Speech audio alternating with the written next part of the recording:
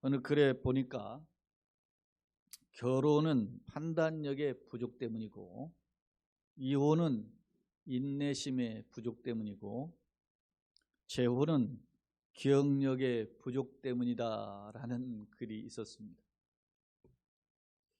서로 상대방을 좋아해 결혼을 했다가 그것을 잊은 채 단점만 보고 다투다가 이혼하고 그렇게 해서 지긋지긋한 결혼 다시는 않는다 하던 사람이 다시금 재혼하는 경우를 볼 수 있는데요. 왜 그럴까요? 철학자 니체는 인간은 본성상 망각의 동물이다 그런 말을 했는데 미래를 저는 이렇게 긍정적으로 해석하는 거 미래를 보고 좋은 장점을 보고 과거의 고통과 아픔 이런 걸 잊고 달려가고자 하는 면에서 긍정적인 측면을 한다 그렇게 생각이 듭니다. 사랑하는 여러분, 어제 제가 우리 노예 선배 목사님 둘째 딸 이렇게 결혼식에 다녀왔는데요. 그 딸이 이제 중학교 선생님이세요. 근데 그 딸이 언제냐면 대학에 교원대학에 이렇게 합격을 했는데 아버지가 이렇게 등록금을 납부를 해야 이제 최종 합격하잖아요. 그것을 인터넷에서 클릭하면서 이걸 뭐 이렇게 해서 하겠습니다. 무슨 뭐 대출해서 이렇게 합니다. 해가지고 클릭해서 확인을 눌러야 되는데 마지막 확인을 안 눌러서 불합격 처리돼서 학교 들어가지 못했어요. 그리고 재수해서 다시 그 대학을 다시 들어가서 졸업하고 지금 교편 생활을 하는 선생님이에요. 제가 어제 이렇게 보면서 아름다운 결혼식을 하면서 근데 그때 얼마나 아버지로서 얼마나 황당하고 딸로서 얼마나 했습니까? 아빠가 내 인생 망쳤다고 그랬을 거 아니에요. 근데 절대 그 딸이 그렇게 하지 않았다 그래요. 오히려 아빠를 위로해 주었다 그래. 근데 어제도 자기가 이제 딸에 대해서 잠깐 그 고마운 마음을 표현하는데 그 집에서 스킨십을 제일 잘하는 딸이라고 이야기하면서 사위 보고 장가 잘 갔다고 막 이렇게 이야기하더라고요. 보기 좋았습니다. 그런데 제가 이렇게 생각을 해봐요. 우리는 과거의 어떤 아픔, 슬픔 혹은 그것이 나의 삶의 전화위복이 되게 하는 그런 계기들을 어떻게 해요? 종종 잊어버릴 때가 있죠. 그런데 좋은 것은 챙기죠. 결혼기념일 챙기고 뭐 좋은 거 챙기잖아요. 근데 우리나라도 메모리얼 데이 있지 않습니까? 뭐 기념일, 예? 뭐 3.1절이라든지 광복절이라든지 6.25 상기 기념일이잖아요. 그게 꼭 좋아서만 아니고 어렵고 고통스럽지만 다시 되새김을 통해서 미래를 준비하는 그런 개인이나 국가나 그런 다짐을 하는 시간들 아니겠습니까? 오늘 우리가 역사 속에 있는 이야기들을 성경 속에 있는 과거의 이야기를 살펴보는 목적도 바로 그런 것입니다. 청교도였던 토마스 왓슨은 인간은 은혜를 모르는 두 발 가진 짐승이다 그런 말을 한 적이 있어요. 자, 그게 무슨 말입니까? 은혜는 우리가 억만제약에서 건짐을 받은 천하보다 귀한 생명을 다시 살림받은 것이 은혜 아닙니까? 그런데 그것을 잊고 사는 존재가 인간이다라고 하는 지적입니다. 사랑하는 여러분, 그렇다면 여러분의 경우는 어떠하십니까? 오늘 여호수아 4장 15절로 24절의 말씀을 읽었는데요. 이 말씀은 이스라엘 백성이 광야 40년의 방황을 청산하고 이제 가나안 땅에 들어가기 전에 지금 그 요단강을 건너는 과정을 소개하고 있습니다. 그때 당시에 이스라엘의 지도자는 이제 모세는 떠났고 새로운 지도자 여호수아의 인도로 말미암아 이스라엘이 요단강을 건너는 과정입니다. 주목할 점은 본문의 말씀은 이미 요단강을 건너고 나서 그 이스라엘 백성들 12지파의 한 사람씩 대표를 모아서 각각의 큰 돌을 하나씩 가져오게 하고 그 돌덩이를 쌓아서 12동의 돌을 쌓고 그 돌을 가지고 기념비를 세웠다라는 사실입니다. 그렇다면 왜 여호수아가 이스라엘의 12지파의 지도자들 대표하는 사람들을 모아놓고 이 기념비를 세우게 했을까? 주보에는 요단강을 건너게 하심을 통한 교훈, 이런 제목을 처음에 잡아왔다가 제가 말씀을 준비하면서 제목을 기념비를 세우게 하신 까닭은 무엇일까라고 하는 제목으로 오늘 말씀의 제목을 바꿔 보았습니다. 사랑하는 여러분, 오늘 여호수아는 왜 이스라엘 백성이 요단강을 건넌 뒤에 12지파를 대표하는 지도자를 모아놓고 각각의 돌을 가져오고 그 돌들을 쌓아서 기념비를 세우게 했을까? 자, 오늘 여호수아 4장 15절로 18절 말씀을 보면 여호와께서 여호수아에게 말씀하셔 이르시되 증거궤를 맨 제사장들에게 명령하여 요단에서 올라오게 하라 하신지라. 여호수아가 제사장들에게 명령하여 이르기를 요단에서 올라오라 하니까 여호와의 언약궤를 맨 제사장들이 요단 가운데서 나오며 그 발바닥으로 육지를 밟는 동시에 요단물이 본 곳으로 도로 흘러서 전과 같이 언덕에 넘쳤더라라고 기록하고 있습니다. 이 말씀은 지금 이스라엘 백성들이 요단강을 건너는데 맨 마지막까지 지금 언약궤를, 하나님의 법궤죠, 말씀의 궤, 하나님의 임재를 상징하는 그 언약궤를 맨 제사장들이 지금 법궤를 메고 요단 강물에 지금 발을 이렇게 들이고 있었던 거죠. 근데 그 강물이 싹 마르고 없는 상황에서 이제 백성들이 건넜는데요. 건너고 난 뒤에 최후에 여호수아가 그 제사장들에게 향하여서 백성들 다 건넜으니까 너희들도 이제 올라와. 왜냐, 강물이 이제 바닥에 있고 물은 지금 넘쳤잖아요. 그러니까 그 밑에서 지금 언덕을 올라오게 불렀던 것입니다. 자, 본문의 말씀을 살펴보면 여호와의 언약궤를 맨 제사장이 먼저 요단강에 발을 먼저 디뎌요. 디디니까 그 요단 강물이 둘로 갈랐었다. 성경은 기록하고 있고 그 갈라선 그 물 중간에 육지처럼 펼쳐진 그 땅을 백성들이 다 건너고, 그리고 백성들이 마지막 건널 때까지 멈춰 있었던 제사장들이 마지막으로 오를 때 그 요단 강물이 다시 흘렀다라고 하는 기적적인, 초자연적인 기적이 벌어졌다는 사실입니다.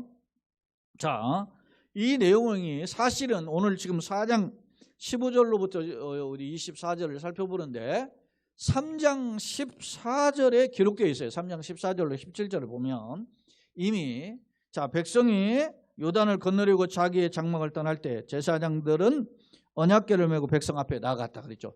항상 행진을 앞에 제사장들이 언약궤, 하나님의 임재를 상징하는 언약궤를 메고 앞장서 가는 거예요. 자, 요단이 곡식 거두는 시기에는 항상 넘쳤다 그랬어요. 궤를 맨 제사장들이 요단에 이르며 궤를 맨 제사장들이 발이 물가에 잠기자 곧 위에서부터 흘러대는 물이 그쳐서, 그 물이 어떻게 나눠졌냐면 사르단에서 가까운 매우 멀리 있는 아담 성읍 변두리에 일어나 한 곳에 쌓이고, 또 아라바의 바다 여매로 향하여, 이거는 남쪽이에요. 남쪽으로, 북쪽은 이렇게 쌓이고 남쪽은 아라바까지 이렇게 여매로 향하여, 여매는 소위 말 소금 바다니까 소위 사해 바다를 가리키죠. 여기까지 흘러서 가는 물은 온전히 끊어지며 백성이 그 여리고 앞으로 건너네. 건너편이 여리고 땅인데, 큰 이제 건너편인데 그 여리고 앞에 바로 그 앞에 있는 지역, 그 지역으로 건넜다는 거예요. 그 지역이 이제 뒤에 지명 나오면 길갈인데요. 건널새 여호와의 언약궤를 맨 제사장들은 요단 가운데에 마른 땅에 굳게 섰고 그 모든 백성이 요단을 건너기를 마칠 때까지 모든 이스라엘은 그 마른 땅으로 건넜더라라고 성경은 기록한다는 거죠. 주목할 점은 15절에 근거해 보니까 그 당시 요단 강물이 건널 때 그 시기가 언제냐면, 요단을 건너는 시기가 뭐냐면 곡식 거두는 시기라고 했어요. 이스라엘은 추수를 두 번 하죠. 가을의 추수와 봄철 추수를 하는데 가을철에 추수를 소위 추수할 때는 이른비가 내린다고 그래서 그 물이 좀 풍성하고, 그리고 봄철에 거두는 그 추수를 소위 늦은 비가 내린다고 하는데 이때는 봄비가 내리는데 요단강이 범람을 하는. 그래서 소위 말하면 늦은 비가 올 때는 봄비로 이스라엘 백성들이 소위 말하면 밀을 수확하는, 보리를 수확하는 시기로 알려져 있어요. 그런데 그때 요단강이 범람했다는 거예요. 그러니까 이게 우리나라는 그래도 하천에 물이 어느 정도 흐르잖아요. 근데 이스라엘은 건기 우기가 확실하기 때문에 건기 때는 이렇게 범람을 뚝이 넘쳐 흐르고 우기 때는 넘쳐 흐르고 건기 때는 그 요단강물이 쩔쩔쩔쩔 흐르게 되는 것을 알 수 있는데 바로 이 범람하는 우기 때 하필이면 그 땅을 건너라, 그 요단강을 건너서 가나안 땅에 들어가라. 왜냐하면 가나안 땅을 건너야 요단강을 건너야 가나안 땅으로 들어가기 때문에. 그러니까 지금 이스라엘 백성이 어디 있어요? 요단 동편에 있었단 말입니다. 그 요단 동편은 소위 말하면 트랜스 요르단이라서 또 동편 아래쪽부터 지금 올라왔는데 그 아래쪽에 소위 모압 평지임을 알 수 있어요. 자, 이스라엘 백성들이 이렇게 올라서 지금 요단을 건너는 상황은 사실은 매우 위험한, 그러잖아요. 남녀 어린아이들 포함하면 200만 명의 백성들이 있고 그리고 가축들을 포함하면 수많은 가축들이 그걸 건너야 된단 말입니다. 그런데 물론 요단 동편에 두 지파 반이 있어요. 므낫세 절반 지파와 그리고 갓 지파와 루벤 지파, 그렇게 해서 두 지파 반이 이미 요단 동편에 기업을 받았기 때문에 그 나머지 사람들은 남아있죠. 그런데 이 두 지파 반에 4만 명이라고 하는 군대 장병들이 선봉에 서서 건넜어요. 이 법궤 뒤를 따라가지고. 자, 오늘 본문에서 주목할 점은 언약궤를 맨 제사장이 요단강에 발을 디딜 때 강물이 끊어지게 하셨고 백성들이 마른 땅처럼 요단강을 건넌 후에 제사장이 마지막으로 건너자 다시 전과 같이 강물이 범람하는 그런 상태가 되었다라고 하는 것입니다. 이것은 무슨 말씀입니까? 강을 도하는 사람들은 이스라엘 백성이지만 강물을 끊어지게 하고 그거를 그 이스라엘 백성들이 요단강을 건너게 하시는 주체는 하나님이시다라고 하는 점을 보여준다는 사실입니다.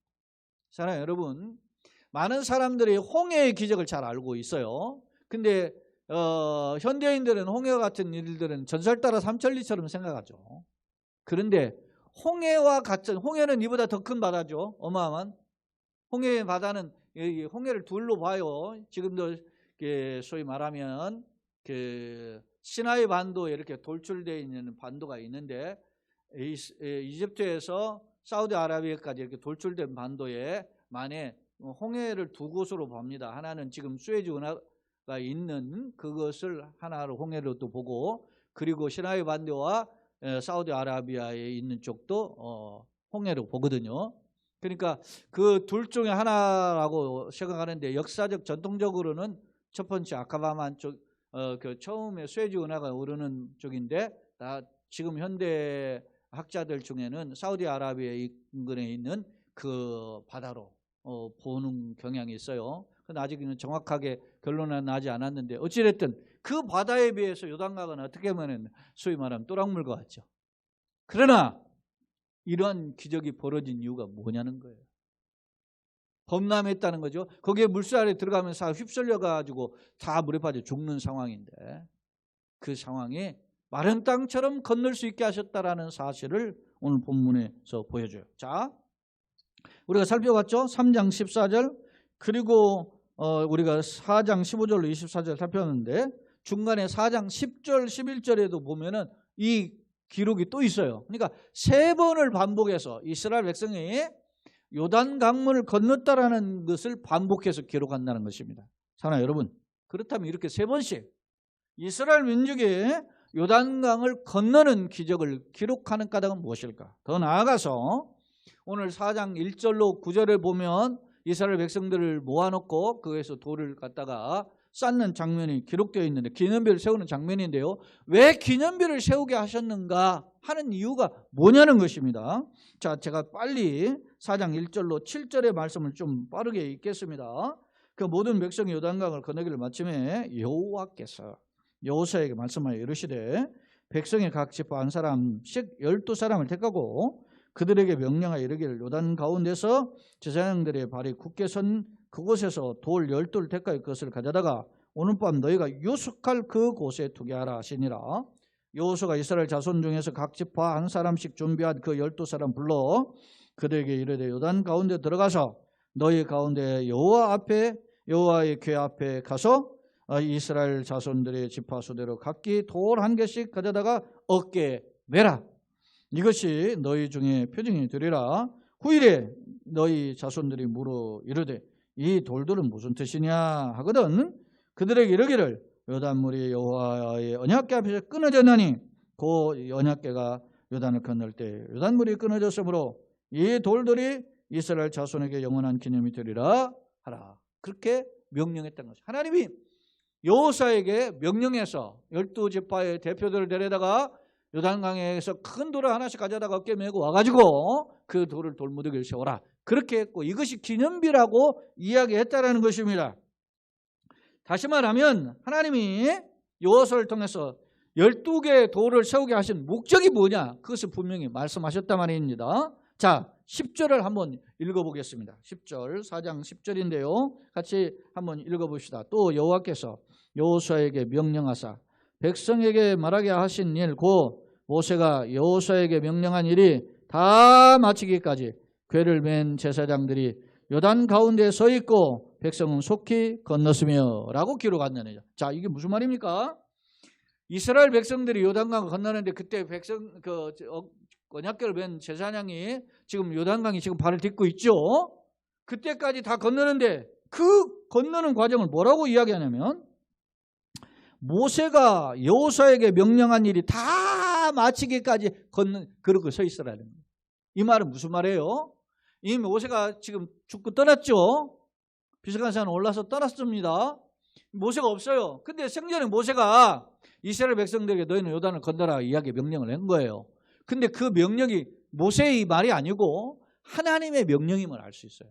그러니까 이 말은 하나님의 명령이 다 이루어질 때까지 언약궤를 맨 제사장들은 어떻게 요단강에 발을 딛고 서 있으라는 말이에요. 이 말은 무슨 말입니까? 이스라엘 백성이 요단을 건너게 할 때 그 범람하는 물을 끊어지게 만든 분은 하나님이심을 보여준다.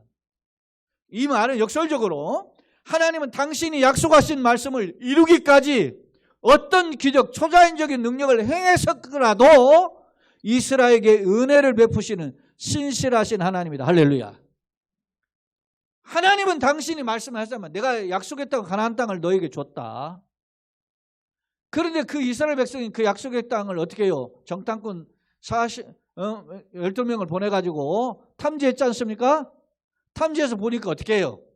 40일 동안 탐지해서 보니까 땅은 정말 하나님의 약속한 대로 아름다워요. 근데 거기에는 누가요? 좋은 땅이니까 기구리 장대한 어떻게 해요? 거인족들이 있단 말입니다. 그래서 그 거인족들을 보고 우리가 그들하고 상대하다가는 이제는 그들에게 보기에 메뚜기처럼 보인단 말이지. 그렇게 해가지고 막 탄식하면서 불평하자 하나님이 그들이 탐지한 40일을 하루를 1년씩 계산해서 40년 동안 강해에서 방황하면서 못 돌아가게 하셨단 말이에요. 그런데 40년이 지나자 하나님이 이제 다시 이스라엘 백성을 너에게 그 땅으로 인도할 것이다. 그러니 하나님만 바라보고 하나님만 붙잡고 이 땅을 걸어가라. 할렐루야. 근데 이스라엘 백성들 눈에 보니까 어떻게 해요 지금? 요단강 걸으려고 하니까 어떻게 해? 지금 강물이 넘쳐가지고 흘러가지고 그 강물에 들어갔다가는 어떻게 해요? 다 죽게 생겼잖아요 지금. 근데 조상들한테 들은 이야기가 있어요. 뭐라고? 조상들이 홍해를 애굽에서 종살이 하다가 나올 때 하나님은 홍해를 건너게 했는데 바닷물을 쫙 갈라셨다. 할렐루야. 근데 그걸 본 사람이 있어요? 지금 딱 2사람밖에 없어요. 여호수아와 갈렙. 나머지는 다 죽었어요. 물론 20살 아래의 어린 아이들이었던 사람은 있어요. 근데 대부분의 사람들이 어떻게 그걸 모른다 말이에요. 광야에 40년 사는 동안에 불평했던 20세 이상들이 다 죽었기 때문에 20세 이하의 사람들과 20세 이상의 사람들 중에는 여호수아 갈렙 이 사람들이 있어요. 그러니까 이스라엘 백성들이 지금도 긴가민가하다 말입니다. 두려워한다 말입니다. 그런 상황에서 하나님이 내가 약속의 땅을 이끌어가는, 인도하는 것은 하나님이라는 사실을 다시 한번 상기하면서 그 사실을 백성들로 믿게 하시게 할, 하나님 그 언약에 신실하신 하나님을 보여주시기 위해서 요단강 물이 마르게 하셨습니다. 할렐루야. 자, 7절 한번 봅시다. 이 7절은 신명기 31장 7절입니다. 자, 한번 보면 하나님 모세를 통해서 이스라엘 백성에 약속하신 말씀인데 한번 보겠어요. 모세가 120살 돼가지고 죽기 전에 한 지금 설교 내용이에요, 이게. 자, 모세가 여호수아를 불러 온 이스라엘 목전에서 그에게 이르되 너는 뭐라고? 강하고 담대하라. 너는 이 백성을 거느리고 여호와께서 그들의 조상에게 주리라고 맹세하신 땅에 어떻게 들어가서 그들에게 그 땅을 차지하게 하라. 하나님이 약속한 땅 반드시 이끌어갈 테니까 너는 걱정 말고 두려워 말고 그 땅에 들어가라. 이렇게 이야기했는데 그 현실이 여호수아 이스라엘 백성이 순종할 때 기적이 벌어진 줄로 믿습니다. 근데 그 기적이 일어나는 계속된 동안에 누가 지금 강물을 받고 있어요? 지금 강물의 그 바닥을 여호와의 언약궤를 맨 제사장들이 받고 있다는 거예요. 다시 말하면 내가 밟고 있는 것 같지만 실상은 누가? 하나님이 강물을 마르게 하시고 이스라엘 걷게 하셨음을 보여주는 증표라는 것입니다. 자, 이스라엘 백성이 범람하던 요단강을 초자연적으로 건널 수 있었던 비결은 구약의 아브라함을 비롯한 족장들과 그리고 나서 모세에게 약속했던 그 언약이 반드시 성취하신다는 하나님의 신실하신 약속의 성취임을 보여주는 증거라는 사실입니다. 자, 오늘 4장 20절로 22절의 말씀을 한번 우리 본문을 다시 한번 보는데요. 여호수아가 요단에서 가져온 그 12돌을 길갈에 어떻게 세우고 이스라엘 자손들에게 말하여 이르기를 후일에 너희의 자손들이 그들의 아버지에게 묻기를 이 돌들이 무슨 뜻입니까? 라고 묻거든 너희는 뭐라고 대답해라? 너희는 너희의 자손들에게 알게 하여 이르기를 이스라엘이 마른 땅을 밟고 이 요단을 건넜음이라. 그렇게 말해주라는 거예요. 이스라엘 200만이 넘는 백성들이 이 요단강 범람하는 요단강물을 마른 땅을 밟고 건넜다. 그것을 백성들 후손들에게 알려주라는 거예요. 이 말은 무슨 말입니까? 하나님은 언약에 신실하신 하나님. 내가 잘나서 이끌어 가시는 게 아니라 내가 똑똑해서 하나님이 날 이끌어 주신 게 아니라 은혜가 풍성한 하나님이 그 약속하신 말을 따라서 우리에게 은혜를 베푸셨다는 거죠. 하나님이 세상을 이처럼 사랑하사 독생자를 주셨으니 이는 저를 믿는 자마다 멸망치 않고 영생을 얻게 하는 길을 열어주셨잖아요. 그렇습니다. 오늘 우리는 그런 영생을 허락하신 하나님의 약속을 붙잡고 신실하신 하나님 붙잡고 이 세상 속에서 승리하는 걸음을 살아야 한다는 말씀입니다. 사랑하는 여러분, 오늘 나의 모습 어떻습니까? 나는 예수 생명 역사를 체험했음에도 불구하고 하나님의 은혜를 높이며 찬양하고 감사하고 있습니까? 아니면 세상에 취해서 세상 속에 살다가 주님의 은혜를 잊고 살지는 않습니까? 그래서 우리에게 메모리얼 데이가 필요한, 기념일이 필요하다는 말입니다. 바라기는 우리 모두가 하나님께서 나를 구원하시기 위해서 초자연적인 기적을 통해서 그 이스라엘 백성을 가나안 땅에 이끌어 드신 것처럼 나를 구원하시기 위해서 예수는 보내주시고 저를 믿는 자마다 멸망치 않고 영생을 열어놓으셨음을 기억하며 감사하는 우리 모두가 되시기를 예수님의 이름으로 축원합니다. 아멘. 마지막으로 우리가 왜 기념별을 세우셨을까 하는 그 목적이 있는데요. 23절 24절입니다. 여호수아 4장. 자, 너희의 하나님 여호와께서 요단을 물을 너희 앞에서 마르게 하사 너희를 건너게 하신 것이 너희 하나님 여호와께서 우리 앞에 홍해를 말리시고 우리를 건너게 하신과 같다는 동일하신 하나님이라는 말입니다. 어제나 오늘요 또 동일하다는 말이에요. 이는 땅의 모든 백성에게 여호와의 손이 강하신 것을 알게 하며 천하에는 하나님의 능력을 알게 하고 이스라엘 너희 백성에게는 너희 하나님 여호와를 항상 경외하게 하려 하심이라. 할렐루야. 천하에는 하나님에게 살아계심을 알게 하고 이스라엘 백성들에게는 하나님을 경외하는 사람은 항상 하나님을 찬송하고 영광 돌리며 살게 하기 위해서 과거의 모세와 같은 기적, 홍해를 가르는 기적을 이스라엘 백성 앞에 펼쳐셨다는 사실입니다. 사랑하는 여러분, 사실 우리가 이 살아가는 이 현장을 보면 기적이 필요한 시대에 살고 있습니다. 오늘 우리에게 지금까지 걸어온 것도 주의 은혜고 걸어갈 길도 주의 은혜인 것을 기억하며 살기를 바라는데, 하나님의 기적으로 내가 걸어왔던 것처럼 걸어갈 길도 주의 손에 붙들려 살게 하여 주옵소서. 이것을 놓치지 않는 우리 모두가 되시길 예수님의 이름으로 축원합니다. 아멘. 자, 주목할 점은 오늘 보세요.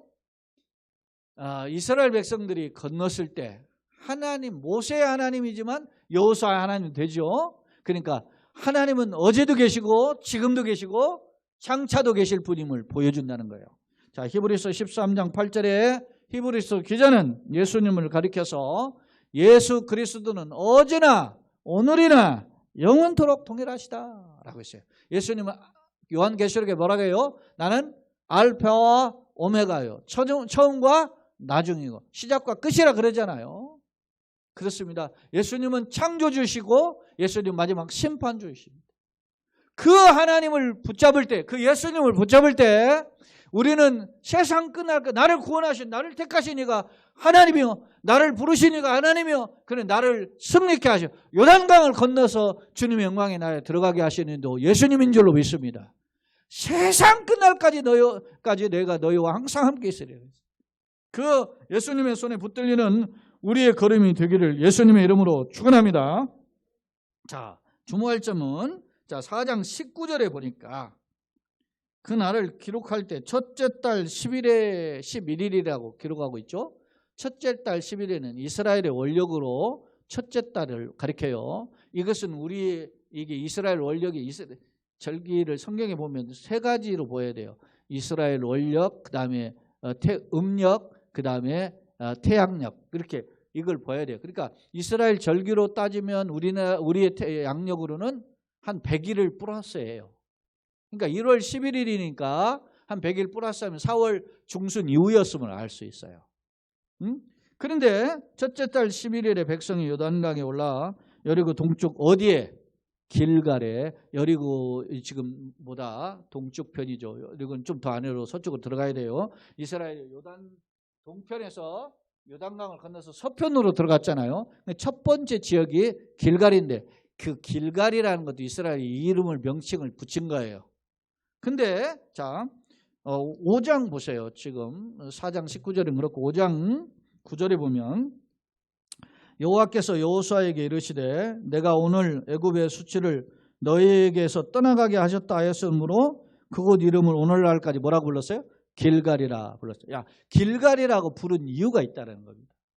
길갈이라는 곳은 거기서 우리가 읽지는 않았지만 5장에 보면 이스라엘 백성이 길갈에서 뭘 하냐면 할례를 행해요. 여러분요, 가나안 땅에 정탐꾼을 보냈을 때 어땠어요? 거기에 르바임 족속의 후손들, 다시 말하면 머리가 하나가 더 있는 거인족들이 가득한데 요단강을 건너기 전도 아니고 건넌 뒤에 거기서 할례를 행했다는 거예요. 아니 전쟁터에 나가야 될 사람들이 할례를 행해, 이게 말이 됩니까? 근데 그걸 행하고 이제 가나안 땅에 시작을 한 거예요. 근데 그 이름을 길갈이라고 불렀는데 애굽의 수치가 굴러갔다 물러갔다 그런 뜻이. 이 말은 뭐예요? 우리의 죄악이 떠났다 그런 뜻이라. 이제는 우리는 새로운 피조물이라 그런 뜻이라. 하나님은 그 신분에 걸맞는 삶을 이끌어 가시는 줄로 믿습니다. 이스라엘 백성들이 그런 결단을 요구하셨어요. 그러면서 그들이 돌을 어디에 세웠어요? 길갈에 돌을 세웠음을 알 수 있어요. 사랑하는 성도 여러분, 기념비를 세운 목적은 단지 불가사의한 기적을 보고 그렇구나 라고 하는 것만 알게 하는 것이 아니라 왜 기적을 세웠느냐 하는 것은 이스라엘의 수치, 죄악의 수치, 포로의 생활의 수치가 떠나가고 이제는 죄를 청산하고 하나님의 은혜에 붙들려서 은혜 가운데 거하면 승리의 걸음이라는 것을 보여주시는 사인이랍니다. 그렇습니다. 하나님은 이스라엘 백성들로 하여금 죄를 청산하고 오직 하나님만 바라보고 새롭게 출발하면 주님께서 앞서가시고 통행하신 하나님의 손길로 승리케 하실 것임을 보여준다는 사실. 바라기는 우리도 이런 하나님의 은혜의 구원을 가슴에 새기며 마음의 기념비를 세우며 그 가운데 걸어가는 축복의 걸음이 되기를 예수님 이름으로 축원합니다. 아멘. 결론입니다. 사랑하는 여러분, 그렇다면 여러분은 개인적으로나 여러분은 마음으로나 아니면 가정적으로나 어떤 기념일을 가지고 지키면서 살고 계십니까? 예수를 영접하고 우리가 세례를 받은 사람은 새로운 피조물이죠. 많은 사람들이 뭐 자기 생일도 잘 알고 있고 결혼기념일도 알고 있고 다 알고 있어요. 그런데 자기가 세례받은 날을 잘 몰라요. 왜 그렇습니까? 비중을 많이 두고 살지 않는다는 거예요. 디모데전서 1장 15절에 보니까 바울이 자기 고백을 디모데라고는 후배 목사한테 아들처럼 생각하는 목사한테 말을 해요. 이렇게 말해요. 밑보다 모든 사람이 받을 만한 이 말이요.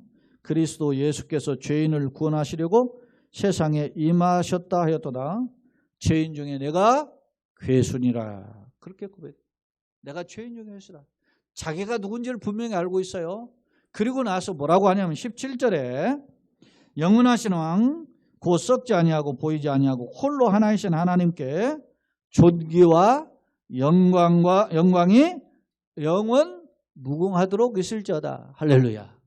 나 같은 죄인을 구원하신 하나님께 찬송과 영광을 올려드린다 말이에요. 사랑하는 여러분, 우리를 택하심의 목적이 뭐요? 이 백성은 나를 위하여 불렀나니 나의 찬송을 부르게 하여라. 이사야 성경에 하나님이 이스라엘 백성들을 택하신 목적을 분명하게 말씀해요. 이스라엘 백성들 또 다른 말씀 지파의 이름으로 유대인이라고 하잖아요. 유다라는 말은 여호와를 찬송하라는 뜻이에요. 하나님의 찬송을 부르기 위해서 하나님이 이스라엘 택하셨다.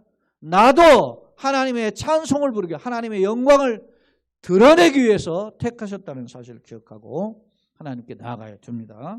한 가지 성경을 한번 살펴볼 구절이 있는데 4장 12절 13절인데요. 자, 거기에 보면 르우벤 자손과 갓지파 자손과 므낫세 반지파는 모세가 그들에게 이런 것 같이 무장하고 이스라엘 자손보다 앞서 보라고 건넜으니 무장을 하고 이 사람들은요, 이 지금 요단 동편에 이미 기업을 받았어요. 다른 지파들 9지파 반은 아직 못 받았는데 2지파 반은 받았어요. 욕심쟁이인 것 같죠? 근데 조건이 있어요. 너네들이 기업을 너에게 주되 그러나 가나안 땅에 들어가면 전쟁을 할 텐데 제일 선봉에 너네들이 앞장서야 된다. 그래서 자, 그 13절에 무장한 4만 명가량이 여호와 앞에서 건너가 싸우고라고 그랬어요. 이 두 지파 반이죠. 지파로는 세 지파죠. 그 세 지파가 4만 명의 군대를 동원해가지고 이스라엘 선봉에 서서 앞장서서 나왔다. 사랑하는 여러분, 지금 우크라이나에 전쟁이 일어나는데 누군가는 평안히 살 수 있는 것은 전쟁 때 희생하는 군인들이 있기 때문에. 오늘 내가 앞장서면, 내가 희생하면, 내가 전진하면, 내가 군대로 살아가면 나의 가정이 또 내 민족이 또 나 세계가 생명을 얻는 길로 주님께서 열어주실 줄로 믿습니다.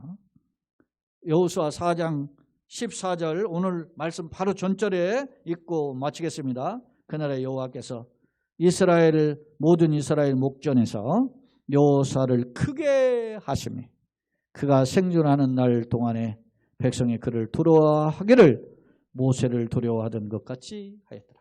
여러분, 여호수아는 당대 어떤 면에서 보면 나이만 많지 이스라엘 백성들이 보기에는 평상시에 보기에는 어떻게 해요? 모세의 시종에 불과했습니다. 그러니까 지도자로서 의심했을 거 아닙니까? 그런데 여호수아가 말을 하니까 하나님이 모세의 말처럼 여호수아를 존귀한 자로 드러내 주신 거예요. 순종했더니 하나님의 말씀대로 따랐더니 그를 하나님이 존귀하게 세우신 것을 성경은 증거하고 있죠? 그렇습니다. 하나님께서는 오늘날도 수많은 인구 중에 80억의 인구 중에 어떤 사람이 하나님의 말씀대로 사느냐를 살펴보십니다. 제가 여러분에게 앞서 이야기했죠. 예배 전에 조금 일찍 더 들어오시라. 영상으로도 여러분 교회 올라오실 때 조금만 더 해요. 왜요? 그게 내 마음을 쓰는 거예요. 하나님을 향한 내 정성을 드리는 표현이란 말입니다. 하나님께서 기뻐하시는 길을 갈 때 여러분의 삶과 자녀와 또 기도하는 제목과 건강 위에 성업의 터전 위에 하나님의 채우시고 간섭하시는 차원이 우리와 차원과 다른 놀라운 차원이 되어서 하나님께는 영광이 되고 주변에는 간증이 되는 축복의 통로가 되시기를 예수 그리스도의 이름으로 축원합니다.